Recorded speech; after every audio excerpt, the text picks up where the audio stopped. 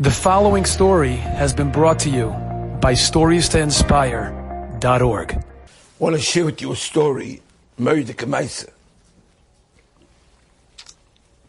Everyone else can learn from. There was a man of Menachem Stein who one Motzei Shabbos walks by his phone and he sees it blinking.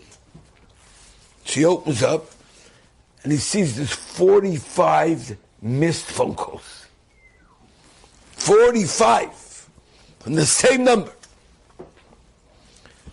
He couldn't believe it. His heart skipped a beat. It was Motzei Shabbos, the first night of Chanukah. Not that long ago, 5777. No. Shabbos had just ended a short while earlier, and from the end of Shabbos till now, 45 missed phone calls.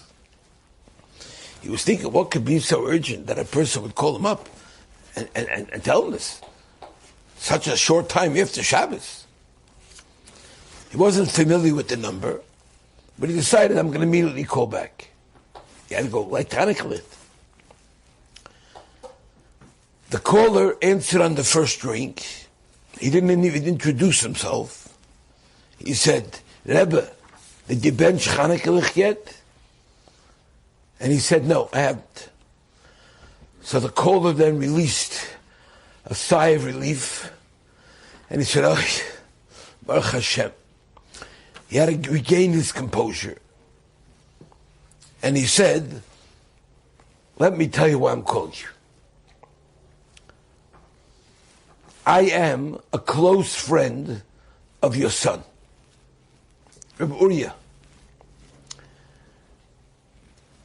He had passed away a few months ago following an extended illness, leaving a widow and 4 young orphans.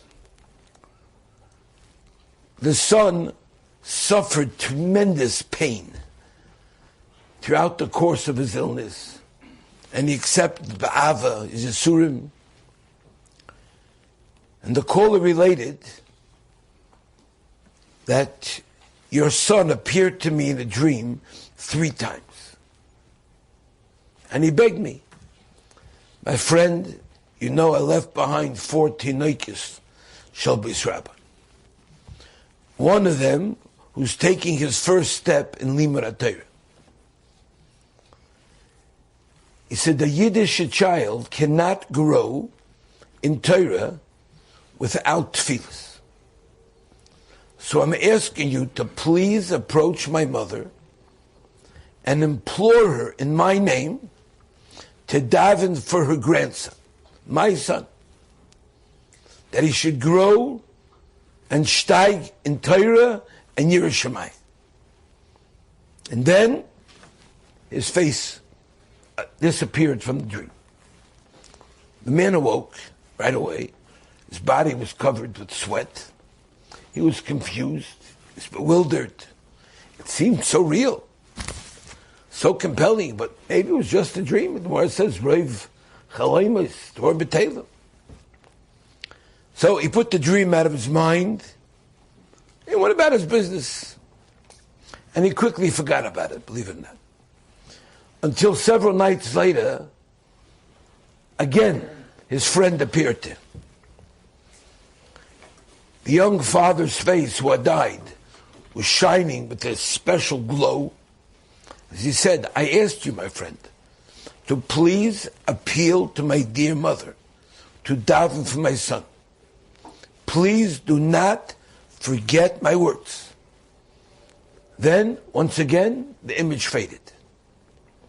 Guy woke up again, and with a pounding heart, he relived the dream vividly in his mind. His heart was racing. He had trouble breathing, and he mentally vowed to contact the Steins the following morning. Yet when the next morning came, he recalled his dream, he remembered his promise. He concluded that it was nothing but panic. It was only a dream, he told himself. Yet that Leil Shabbos, the following Leil Shabbos, 24th of Kislev, again, his friend appeared to him in a dream. This time, his face was on fire, and his eyes blazed like two coals. Even in his sleep, the friend was getting the dream, his blood froze in his veins. He could not force his lips to move. He said, my friend, I've asked you time after time, and you still choose to ignore my heartfelt request? I'm asking you one more time. I came down from Olam HaEmes 3 times to beseech you. Please approach my dear mother, the grandmother of the beloved Yosef, and ask her to daven. And now I'm going to reveal to you a heavenly secret. Listen to this. We're all going to hear a heavenly secret now. Ask my mother to seek the Eis Rotzein while my father is benching Chanukah Licht. That's when she should daven for my children.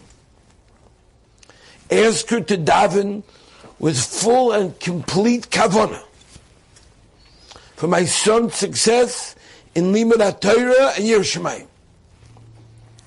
The guy was so frightened by the dream this time, he finally woke up. And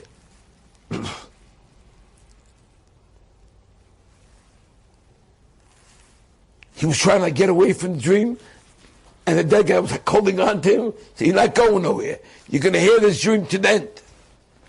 And he said, this Motzei Shabbos, Klal Yisrael lights Chanukah Licht. It's known that Zrizim Makdim on the mitzvahs. And my father will certainly light as soon as he can. I am begging you to make sure we do not lose this special moment, this Eis Ratzon. Call my father the second Shabbos is over, before my father benches Chanukah Licht, so my mother will be able to use this holy hour to daven for my son's ruchnius. It's up to you and your zrizas on Motzei Shabbos. And then he disappeared again. The man woke up Friday night, middle of his night, the dream. His body was trembling. His teeth were chattering in panic. People rarely get such visits from Shemayim. And he got this message 3 times from Shem. He took a cold drink of water and he promised himself he would recite Abdullah the second Shabbos was out, and he would call Rabbi Stein before the Chanukah candles were lit. 45 missed calls with testimony that the friend finally got the message, and he was stepping up to the plate to fulfill the pledge. And this time he reached Rabbi Nachum, who gently relayed his late son's message to his mother before Hadlakas Neiros, entreating her to use this special time to open up the heavens with heartfelt tefillas. You can only imagine tefillah during the Hadlakas Neiros. This is a secret that was revealed in Hashemayim. Enjoyed this story? Come again. Bring a friend. StoriesToInspire.org